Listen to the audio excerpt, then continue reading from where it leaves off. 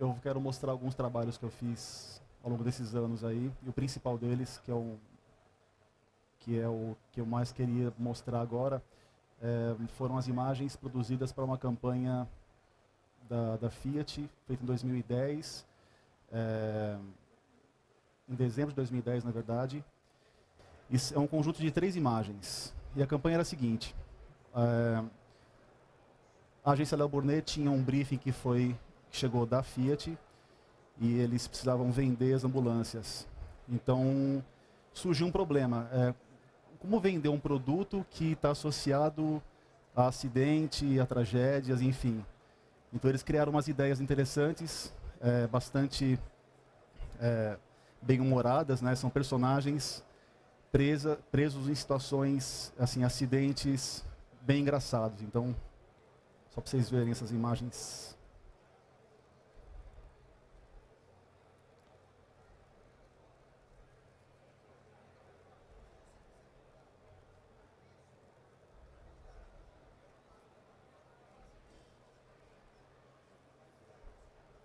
Então aqui são 3 imagens. É um soldado preso num canhão, um menino preso numa grade de portão e um esquimal preso num iceberg. Então assim, a campanha é a seguinte: que as ambulâncias da Fiat, elas podem resolver o seu problema, não importa qual seja o tamanho dele. Então elas têm um tamanho certo de ambulância para te salvar na hora do sufoco aí. Então, e são modelos, são personagens com um aspecto meio cartoon, mas eles tinham que ter um look mais realista, como se fossem feitos à mão, massinha ou argila, enfim, alguma coisa assim desse tipo. E deveriam ter as cores de uma ambulância. Então a escolha de branco e vermelho foi para dar essa alusão com a ambulância. Foram imagens que foram vencedoras em Cannes, ganharam 3 leões, em 3 categorias diferentes, né? Também ganhou um prêmio no Clio Awards, que é um prêmio também bem importante aí, em 2011. E para começar, a gente recebeu da agência um briefing junto com um RAF bem simples, né, feito à mão mesmo, uma coisa bem simples, que dentro do estúdio, na época eu trabalhava, foi feito isso aqui na Vetor Zero, e tinha um ilustrador lá dentro que pegou esses layouts e desenvolveu um RAF mais elaborado, com sombra, com uma luz mais definida. E a partir desse layout que foi aprovado, depois pelo cliente, logicamente, eu parti para o 3D. E eu parti para fazendo modelagem usando polígonos. Então, eu vou abrir aqui o modelo. Eu trouxe um deles, tá? Porque são modelos pesados. Então, por exemplo, esse aqui foi modelado numa técnica chamada low poly, quando você modela as formas principais sem muitos detalhes. Então, são poucos polígonos que formam esses modelos. Os polígonos, o polígono é o meio que você usa para construir estruturas em 3D. Tá? Então, quanto mais polígono você colocar, você vai ter mais pontos, mais vértices para você fazer detalhes. Então, aqui foi feito com poucos vértices, poucos detalhes, porque as texturas de massinha e as dobras foram feitas usando uma outra técnica, que ela é feita no render, que ela chama displacement. E junto com ela tem um outro recurso, que é o subpolygon displacement, que é um displacement melhorado. Tá? Então, displacement, só para vocês verem o que eu estou falando, ele é aplicado no material, é esse canal aqui, ó, displacement, e com ele eu posso ligar o subpolygon displacement, que aí ele fica mais preciso, ele consegue gerar mais detalhes, e assim eu posso fazer um modelo muito complexo, com detalhes de textura, sem precisar modelar isso num polígono. E para você gerar essas texturas, esses detalhes, você tem alguns caminhos, né? Eu poderia fazer isso usando uma estrutura de noises, que é um procedural que é um shader, na verdade, que o Cinema 4D já tem vários noises, só para vocês verem. Eu vou mostrar como são vários, tá vendo? Tenho vários tipos de noise diferentes, cada um deles gera um aspecto, você pode mesclar cada um, com modo overlay, soft light, multiply, etc. E gerar texturas bem complexas. Ou então, assim, eu posso gerar essas texturas complexas com esses noises, ou então eu posso construir essas texturas usando um software de escultura digital. Como foi feito esse trabalho em 2010, ainda não tinha o recurso de escultura digital que tem hoje na versão 14, que foi lançada agora, que vai ser lançada em setembro agora. Então eu tive que usar um software específico para fazer essa escultura, esses detalhes, que foi o ZBrush na época. Com certeza seria muito melhor hoje, porque eu ficaria dentro de um software só. Eu posso criar as texturas dentro do mesmo software e não tem aquela loucura de ficar criando mapa, exportando um mapa, às vezes o modelo vem com defeito, vem com normal invertida, enfim, alguns problemas que acontecem quando você tem que usar vários softwares, né? Então, eu usei esse software para gerar as texturas. E é um software onde você, é um tipo de recurso que você simula uma escultura assim, real. Como se fosse uma massinha, uma argila, e você esculpe mesmo. Você vai puxando, tem ferramentas que você cria texturas. E foi feito isso. Então, eu vou mostrar umas imagens aqui do processo de criação dessas texturas, né?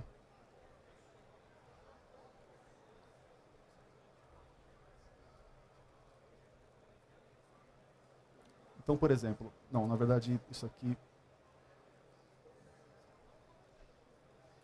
elas estão nesse PSD. Eu fiz uma montagem aqui, como se fosse um making of bem rápido, assim. Então aqui é a imagem finalizada, que ela foi, depois do render, depois da composição, depois da finalização, ela ficou com esse aspecto. Só que para chegar aqui tem todo um caminho, né, que foi seguido para que eu tivesse como controlar a imagem ao ponto de fazer alterações grandes caso o cliente pedisse. Isso sempre acontece, ele sempre pede alteração. Então a gente tem que ter um meio para fazer isso. Então depois que eu comecei a fazer a modelagem, a escultura digital, né, criando texturas, eu exportei esse modelo e fiz um render de teste para ver como que ia funcionar essas texturas. E ficou desse jeito. Não funcionou. Quer dizer, surgiram vários problemas, né, algumas marcas e tal. Então isso foi uma experiência que eu fiz para saber se eu precisaria realmente fazer esses mapas de displace.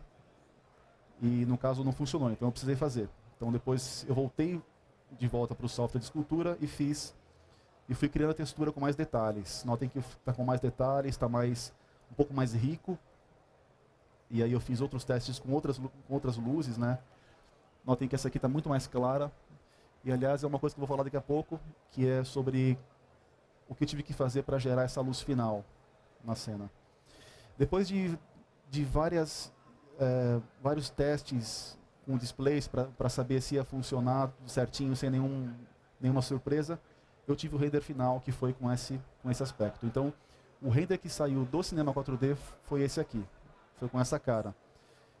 Lógico que ele está muito longe do que eu precisava fazer. Então, daqui para cá, tem muito chão ainda. E qual o motivo de eu fazer um render final com essa cara, então, e não procurar fazer um render direto com essa cara aqui?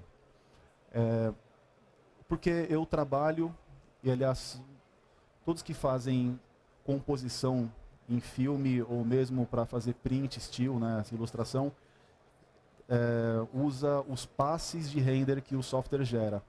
Então eu tenho um sistema no Cinema 4D que chama Multipass Render, já foi mostrado aqui hoje, vocês todos aqui puderam ver, mas é um sistema que ele separa as propriedades ópticas da cena em passes diferentes. Então eu tenho reflexo, só reflexo, mais nada, só reflexo num layer, eu tenho só sombras em outro layer, tenho só luz difusa em outro, tenho só refração, só transparência, só alfa, enfim, vários passes que eu uso esses passes para reconstruir a imagem. Então essa imagem aqui, na verdade, vai ser uma referência para mim. Eu não vou usar essa imagem. Eu pego os passes que ela gere e empilho novamente para gerar o que eu preciso. E aí, o meu render não precisa ser isso aqui. Basta que os passes estejam com uma boa variação de brilho, sem que esteja estourado, ou branco ou preto. Porque se estourar um branco, ou uma luz ou uma sombra, eu não tenho como ajustar isso. Ele vai ficar cinza, eu não tenho essa variação suave de sombreamento. que seria basicamente isso aqui, ó, um passe de render. Eu separei um arquivo de composição aqui simplificado, né? Só para vocês verem o que eu estou dizendo. Um passe de luz, por exemplo, é isso aqui. Então isso aqui é o passe de uma luz difusa. Então se essa luz aqui viesse nesse passe muito estourada, muito saturada, sei lá, por exemplo, desse jeito assim, ó, esses brancos estourados, isso aqui eu não consigo depois voltar atrás e fazer ajustes. Então eu faço o render de olho nos passes, não na imagem final. Porque são os passes que vão me dar condições de construir essa imagem mais bonita e como tem que ser. Então aqui... Então eu tenho algumas etapas do processo, né, de criação. Aqui eu tenho um passe de luz que eu usei, só que eu inverti para subtrair luz de uma área. Aqui eu criei uma máscara usando o recurso de Depth of Field, que é uma máscara que ele gera para você fazer desfoque na pós, né? E fui empilhando layers, fui criando, e eu fui construindo novas luzes, usando esses passes todos, né? Até que eu cheguei nessa imagem final, que é a composição que eu precisava para partir para a finalização. E aí, na finalização, o cliente entrou, dando o palpite dele, ó. Eu quero que você coloque vermelho no pescoço, vermelho no coturno do soldado e assim por diante. Então, que é uma etapa muito mais simples, onde você vai colocar a cereja do bolo, vai. Então, até chegar lá, teve todo um trabalho extenso, né? E por fim, a gente tem a imagem final, que é isso aqui. Esse processo todo foi feito com todas as 3 imagens. E as luzes que eu usei para a cena. Como é uma cena branca, então são modelos brancos com fundo branco, isso fica muito fácil de ficar ruim. É fácil você gerar um render ruim e não ter como resolver. Então, por esse é mais um motivo que eu gerei um render um pouco mais escuro também, sem muita luz. Porque quanto mais luz eu colocar, eu tenho menos volume. Se eu colocar uma só luz, eu tenho um máximo volume, porque ela vai gerar um shading, né, um preenchimento de luz, um sombreamento maior do que se eu colocar 2 ou 3 luzes. Aqui eu coloquei 2 luzes. Coloquei uma luz principal, que por sinal isso veio do briefing, então tinha que ser uma luz que venha da esquerda para a direita. Eu coloquei uma segunda luz atrás do canhão para gerar esse contorno, esse desenho, que seria a função da luz back, né, que é a luz modeladora. E a luz fill, que seria a terceira luz que preenche, eu deixei por conta do Global Illumination. Então eu tenho o próprio rebatimento de luz do chão, enfim, isso tudo vai gerar uma luz indireta que vai preencher o modelo. Então, para vocês verem a cena, são só duas luzes. Uma luz área, bastante intensa, né? Então 100% de intensidade. E uma luz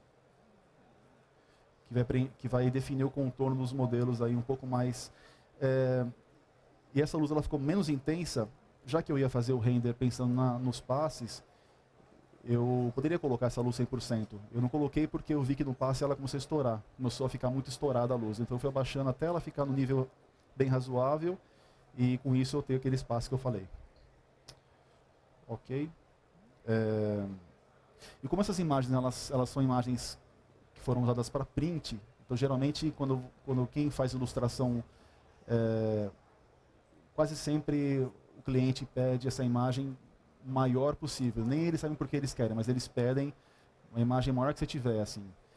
Então, geralmente, isso gira em torno de 8 ou 9 mil pixels, uma imagem bem grande. Então, isso eu preciso usar alguns meios para que, quando vista em 100% na tela, eu tenha o que ver na imagem. Então, a textura tem que estar ali, né? Então, eu criei essa textura usando os padrões de noise que eu falei no canal de bump. Então, eu estou usando o displace. Em alguns casos, eu uso normal map, não foi o caso aqui. E eu usei o bump para gerar essa textura fina. Assim, eu poderia fazer um render com 10, 15 mil pixels que não ia ter problema nenhum. Não ia ficar sem informação. Então, isso aqui é o material aplicado no soldado. eu tenho é branco, a cor dele é branca. Eu estou com um canal de reflexo ligado e com um canal reflexo, só um pouquinho de reflexo, tá vendo? E bem difuso, um reflexo que não é polido, não é aquele reflexo de espelho, um reflexo difuso, bem suave. Porque como é uma massinha, né, então tem que ser uma coisa mais molhada, um pouco mais úmida assim. E no bump eu usei um set de noises, usando um shader, que chama Shader Layer, onde eu posso simular como se fosse um Photoshop, vamos dizer assim, empilhando vários tipos de efeitos e shaders, e mesclando um com o outro com vários modos de mesclagem. Então, são basicamente os modos de mesclagem que você encontra no After Effects, no Photoshop. Tem casos de trabalhos que eu faço que costumam ter 15 ou 20 tipos de noises mesclados e com máscaras entre eles. Então, eu posso criar uma máscara para dizer que essa composição de noises vai atuar numa área da máscara e na outra vai atuar um outro tipo de noise. Então, é muito comum esse tipo de coisa. Claro, isso aqui é uma solução que alguns preferem nem começar a mexer, porque exige um certo estudo disso aqui. Então, às vezes é mais fácil você criar a textura fora do software ou usar uma fotografia, às vezes. Então, para fazer uma textura de parede, por exemplo, é muito comum, e aliás é mais fácil, inclusive, você procurar uma foto bem legal em alta resolução de um concreto ou de uma parede ou de pintura e você extrair dessa foto o mapa de bump e sair carregando. Então, pode pôr a cor a foto da parede aqui no color. No bump você vai usar um canal, talvez da foto, que vai servir como relevo, né? E se tiver manchas na foto, se for uma parede suja, você pode dar um contraste, pode usar como uma máscara de reflexo, por exemplo, ou máscara de alguma coisa. Então esse seria um outro caminho para você não ter que usar esse sistema de noises que eu considero muito legal. Eu faço o que eu precisar aqui dentro. Pode ser couro, carpete, superfície, sei lá. Não tem limite, você pode mesclar e construir até onde você souber. Ok? Alguma pergunta sobre esse projeto, sobre a concepção dele? O tempo de render, putz, eu não me lembro. Foi em dezembro de 2010, mas não foi muito pesado não, porque não tinha muito o que renderizar. Tá tudo branco, na verdade, né? O que pesa no render, geralmente? Quando você coloca o Ambient Occlusion. O Occlusion que é uma coisa que pesa. Que, na verdade, eu procuro usar muito pouco o Occlusion, porque ele marca muito a cena, ele pesa um pouquinho. Então, às vezes eu não faço nem esse render de Occlusion. Então, às vezes costuma ser um render rápido. Eu estou supondo aqui que foi umas 3 horas de render, talvez. Oi? Então, não. Existem vários tipos de renders, né? São empresas que criam engines de render para você usar com vários softwares, né? Nesse caso aqui, existe um render próprio, que chama Advanced Render. É um render próprio do cinema 4D, que é o que eu sempre uso. Eu não uso nenhum outro. Às vezes eu uso o V-Ray, que eu acho que tem algumas coisas legais assim, mas eu não preciso de nenhum outro. O que tem aqui já me resolve tudo. Oi? É nativo. Eu vou mostrar uns trabalhos que eu fiz. Oi? Não entendi. Plugin? Eu acho que isso é uma questão até de hábito, né? Eu não tenho muito esse hábito de usar plugins. Às vezes a gente vê algumas coisas legais que o pessoal inventa e lança aí, fica empolgado, mas aí você esquece. Tipo, legal, aí passam uns dias, você esquece que ele existe e acaba não usando, porque você pode replicar o que ele faz. A não ser que seja um plugin que invente uma função nova que não existe ainda. Como, por exemplo, tem um plugin que gera fluidos, né? Que simula água, essas coisas. Então isso é interessante. Mas tirando esses casos especiais, assim, eu não tenho esse hábito, não. Mas não vejo nenhuma restrição, acho legal. Se você tiver na mão, não tem por que não usar, né? Eu queria mostrar alguns trabalhos que eu fiz, sempre deixando bem claro que eu fiz esses trabalhos com um render nativo, tá? Que é o Advanced Render. Então eu tenho aqui o nosso portfólio do nosso estúdio. O meu estúdio é o Art Pixel Studio. Estou com o meu sócio aqui, o Fábio Cuba, que está aqui, também é ilustrador. E tem umas imagens feitas, né, ao longo desses anos aí. Essa aqui é uma lagarta que eu vou falar depois também na sequência. Foi feita com a mesma técnica, ou seja, esculpido a textura e depois exportado os mapas para fazer o render.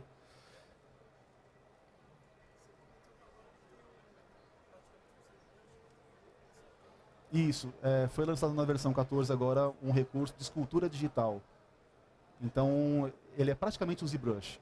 Ele é como um ZBrush, suporta muita subdivisão de polígonos e ele trabalha com brushes mesmo. Você cria alfas para gerar texturas e com uma vantagem, você não precisa ficar exportando mapa e modelo OBJ e você fica num só software, você faz tudo. Você pode construir texturas e sem limite. E sem precisar depois ficar reconstruindo, se precisar reconstruir, também tem a função de reconstrução de topologia.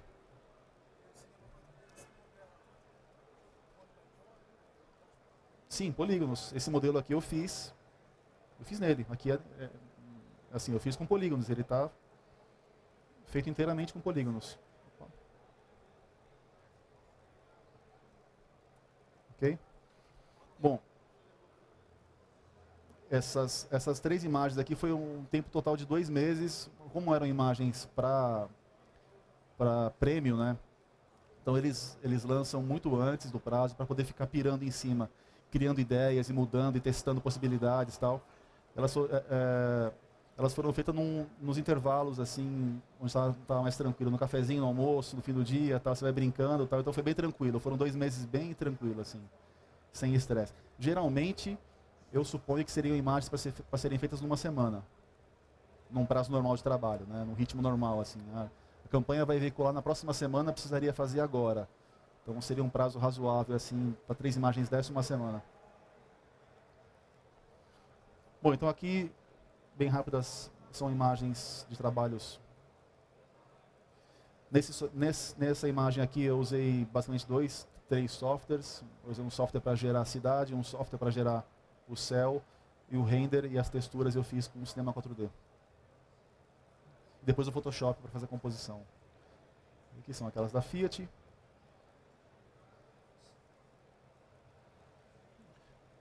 São algumas imagens feitas na ArtPixel Studio, no ArtPixel Studio. E aqui são imagens que eu vou mostrar também na sequência, que é uma outra campanha que eu ilustrei para a Pepsi, de uma agência de Moscou, se eu não me engano, a DDBO de Moscou. Foi veiculada lá na Rússia e nos países europeus, do leste europeu, e é de um produto que é o Pepsi Max, e também ganhou alguns prêmios. Ela ganhou 5 prêmios no Eurobest, que é um concurso europeu lá, em 5 categorias. São 3 imagens, aqui tem só 2, mas tem uma terceira que eu vou mostrar já. Embratel, esses robozinhos aqui foram feitos para uma empresa de café, então são mascotes, na verdade, né? De uma empresa chamada Martins Café.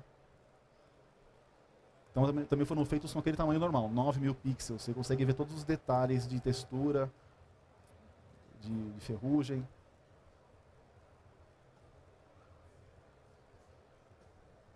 Então aqui tem um lance bem interessante, que na verdade é uma imagem impossível essa. É uma imagem que não tem como você fazer uma foto disso, porque você pode construir as pastilhas e criar uma sala delas, mas como é que elas vão ser reflexivas sem ter reflexo de umas nas outras?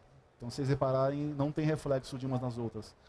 Tem reflexo do ambiente, tem reflexo da modelo e dos produtos aqui, tá vendo aqui embaixo? Só que não tem reflexo que seria real, seria de umas nas outras. Isso porque ia virar um caos de reflexo e ia poluir a cena. Então, foi feita uma gambiarra, vamos dizer assim, no render, usando uma tag de composição, que também já foi falado aqui hoje, que é a Compositing Tag, que é uma tag fantástica, assim, que sem ela você não faz coisas que você precise fakear, assim, reflexo, transparência. Aqui é uma segunda imagem, também é uma campanha com 3 imagens, a terceira não está aqui. Uma imagem feita para Brookfield, construtora. Uma árvore feita usando o Cloner, que é um módulo domográfico que vai ser mostrado ainda hoje. E aqui alguns mockups digitais feitos aí pela ArtPixel também.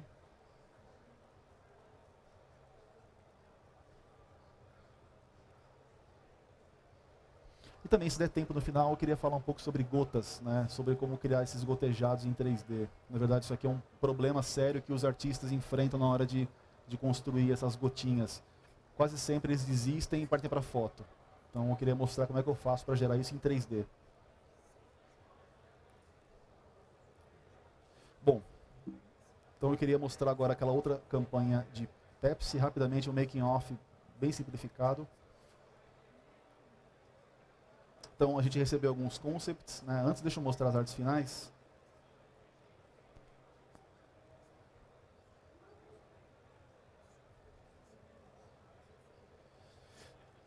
Então aqui é um personagem que está numa situação difícil também, para variar um pouco, onde ele tem que resolver uma situação, um problema rápido.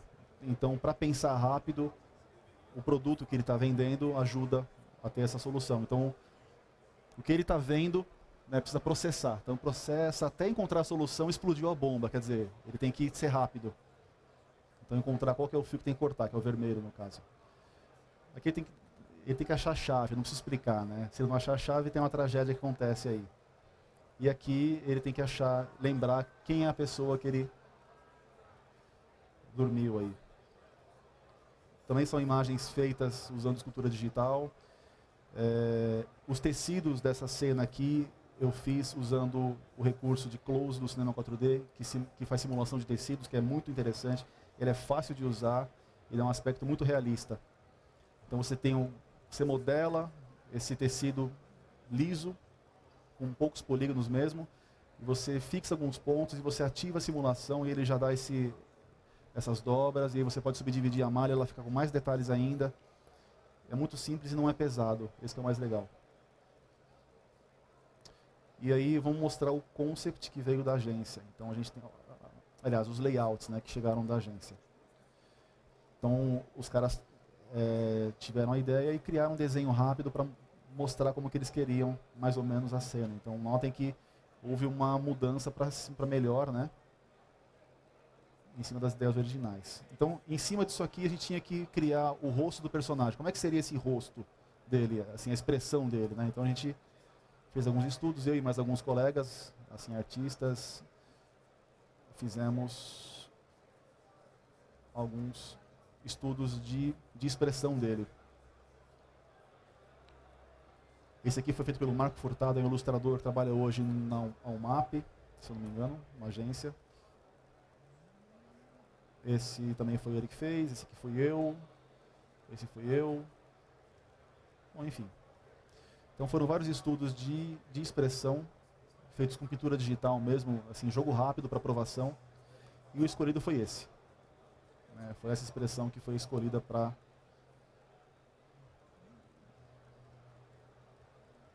ser feito na arte final. Ok? Alguma questão, alguma dúvida? Eu queria mostrar rapidamente mais um making off de uma outra, da lagarta, né, que vocês já viram, que eu mostrei ali no portfólio.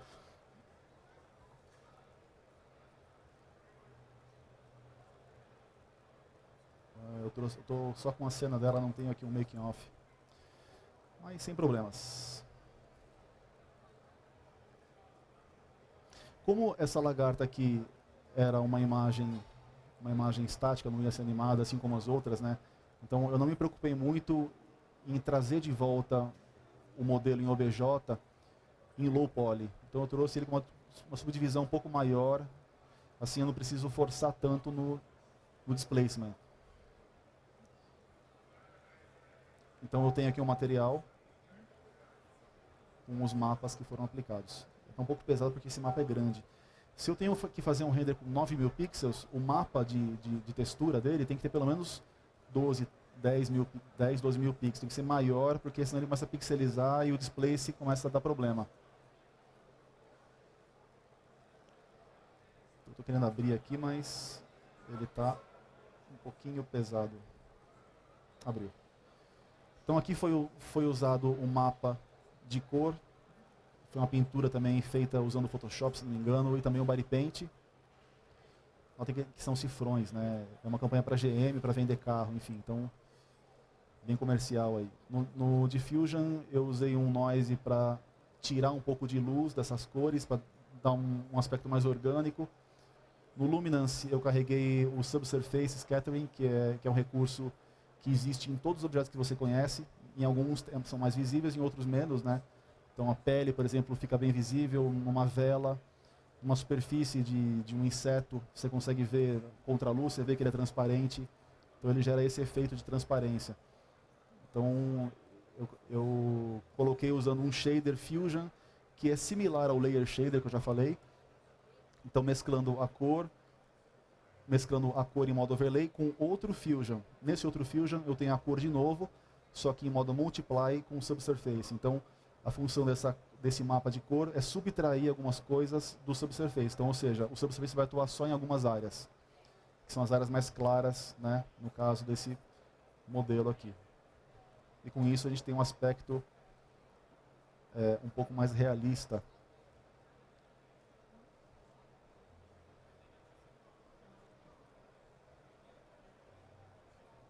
Um pouco mais realista. É que eu não tenho imagem alta aqui, mas a imagem em alta, com 9.000 pixels, você consegue ver os detalhes mais de perto.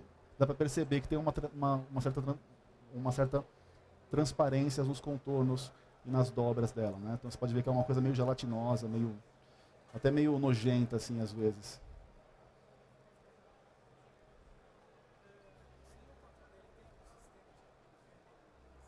Tem o Body Paint. Eu sempre abro as UVs no Body Paint. Aliás, vou mostrar agora um outro modelo, não Body Paint, né, mas eu vou mostrar um outro modelo com um screenshot da tela, com Body Paint, com as malhas UV abertas. Que é esse escaravelho, imagem final, que faz parte da mesma campanha de GM que eu usei essa lagarta. Então, é um escaravelho que foi todo modelado em polígonos também. Aqui eu não usei nenhum outro software para fazer esse escaravelho, foi inteiro em polígono mesmo. Então, eu não sei se ela está em alta, tá um pouquinho maior, né? Dá para ver mais detalhes aí. Então, eu usei um pouco do Hair, que é um módulo que gera cabelos, para dar esses espinhos aqui nas patas e também no peito, né, do bicho. E eu estou com o making off rápido dele aqui, com algumas imagens do processo desde o começo. Então eu começo modelando, sempre que eu preciso fazer um modelo mais realista, mais fotográfico, eu procuro sempre referências fotográficas, né? Porque eu não lembro como é que é um inseto de perto, eu não sei como é que é a patinha, a dobra, eu não sei como é que é. Então eu procuro fotos, se eu não achar fotos, eu procuro o inseto para tirar uma foto e ver como é que é. Porque às vezes você olhando o inseto, você não vê algumas coisas que a foto registra, porque você faz uma macro, ela pega detalhes que o olho não vê, às vezes. Então isso é bem interessante. Então aqui eu encontrei uma foto no Google mesmo, coloquei como referência para fazer o modelo do corpo dele e comecei a modelar em polígonos. E aí, numa etapa mais para frente, eu decidi que o modelo do corpo seria de um outro inseto. Eu troquei a foto e fui ajustando o modelo de acordo com o que eu precisava.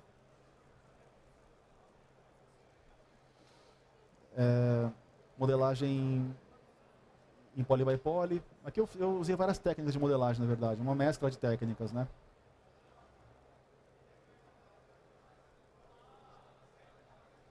Então aqui é um modelo já finalizado, né? Assim, a modelagem finalizada. Aí tem um teste de render.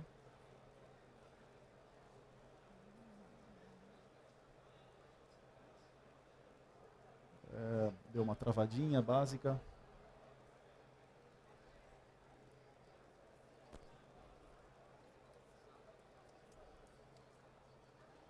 Não tem motivo para travar, mas...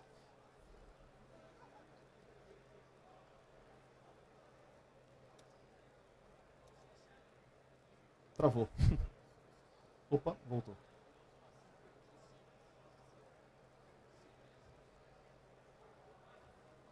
Voltou. Então aqui foi um teste de render para definir tipo de luz e ver se estava com detalhes para gerar sombreamentos, né?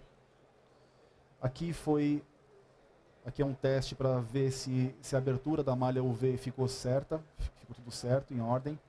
Não tem nenhuma distorção, nenhuma textura, se elas não vão ficar esticadas, né? E aí, a partir daqui, eu comecei a fazer a pintura digital em cima das texturas. Então, aqui a gente consegue ver a malha UV. O que é a malha UV? Quem não conhece 3D, o modo mais simples de explicar o que é, vamos fazer se você pegar um ser, um bicho ou alguém, e você cortar e tirar a pele, então você vai tirar a pele e vai abrir essa pele, igual você faz esses tapetes de couro de boi. Então você estica e você abre, você tem um formato da pele, só que planificado. É a mesma coisa, você vai abrir, só que chama UV. Então você abre a UV e você pode pintar sobre ela. E se você fizer a pintura sobre a UV, isso vai ser transferido para o modelo 3D. Então aqui eu fiz a pintura desse modo como está aqui, tá vendo?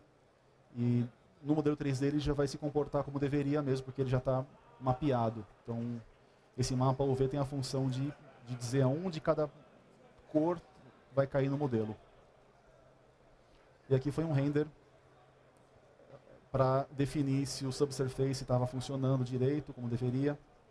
Notem que aqui na pata dele a gente tem... Acho que eu consigo até abrir essa imagem um pouco maior aqui. É pouca coisa. Na pata, no chifre, a gente tem, no casco, a gente tem umas áreas um pouco translúcidas, né?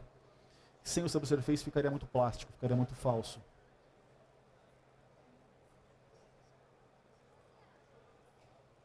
E aqui é uma outra imagem com um ângulo um pouco mais dramático, assim, né? Fazendo virar um bicho meio gigante, assim. Eu tenho o costume de causar mais impacto nas imagens. Na verdade, não existe um inseto assim. Também assim como não existe uma lagarta assim.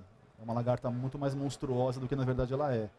Se você pegar lá e depois pesquisar por esse tipo de lagarta, você vê que ela não é assim. Ela não tem esse monte de rugas e dobras e pelos. Ela é um pouco mais delicada.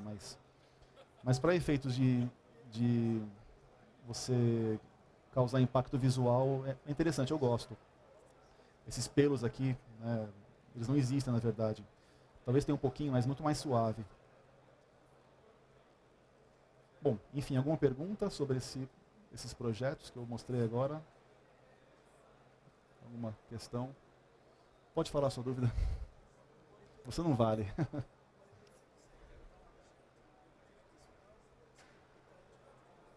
Não, você pode fazer a pintura dele no modelo 3D direto. Você pega o modelo, vai girando e vai pintando em 3D. Ou você pode fazer a pintura direto na malha UV aberta. Ou então você pode pegar essa malha UV e usar como uma máscara. E no Photoshop você pode pintar usando fotografias, né, mesclando, copiando e colando pedaços de foto. Então funciona, é uma mescla de técnicas, cada um tem a sua forma mais fácil de criar. Ok, deixa eu mostrar rapidamente aqui uma última imagem para encerrar, que eu queria falar sobre as gotas, só que a máquina não está deixando, ela está meio cansada. Gotas, bom. Por exemplo, eu tenho feito um estudo para encontrar uma solução para gerar gotas em garrafas, né, gotas em latinhas e copos, enfim, que é algo que é um desafio para mim. Não só para mim, né, mas geralmente são trabalhos que a gente deixa de fazer porque às vezes falta conhecimento, falta maneiras de você criar. Então eu estou estudando isso e estou próximo de uma solução já está funcionando, na verdade, né? E a maneira para fazer isso daqui que eu encontrei foi criar um mapa de displacement, de novo, que é um recurso onde eu posso criar detalhes sem precisar ficar modelando. Então eu tenho um mapa de profundidade que vai gerar essas deformações na geometria do modelo. Então aqui eu tenho só um trecho, na verdade é um render bastante sem qualidade, na verdade, né, mais para teste mesmo, para ver se ia funcionar essa minha técnica nova. E eu tenho aqui um render dela sem textura, em clay.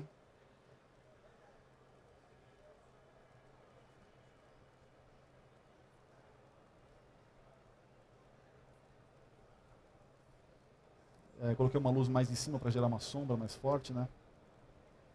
E consegui ver aí que as gotas são modelo mesmo. Elas têm volume, elas geram sombra, geram specular, brilho. E isso funciona.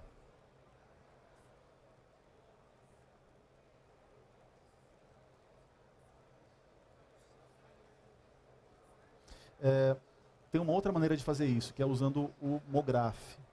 MoGraph é um módulo para fazer motion graphics, vai ser mostrado daqui a pouco.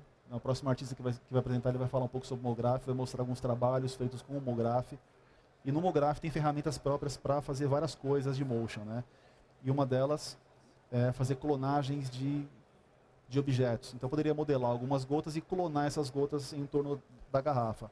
Só que isso traz vantagens e também traz algumas desvantagens, porque nesse caso aqui são milhares e milhares de gotas, não sei quantas tem aqui, mas com certeza passa de 2, 3 mil gotas. Então isso, para você manipular em 3D, fica muito pesado. Você girar a câmera, você fazer algum ajuste, fica meio que inviável.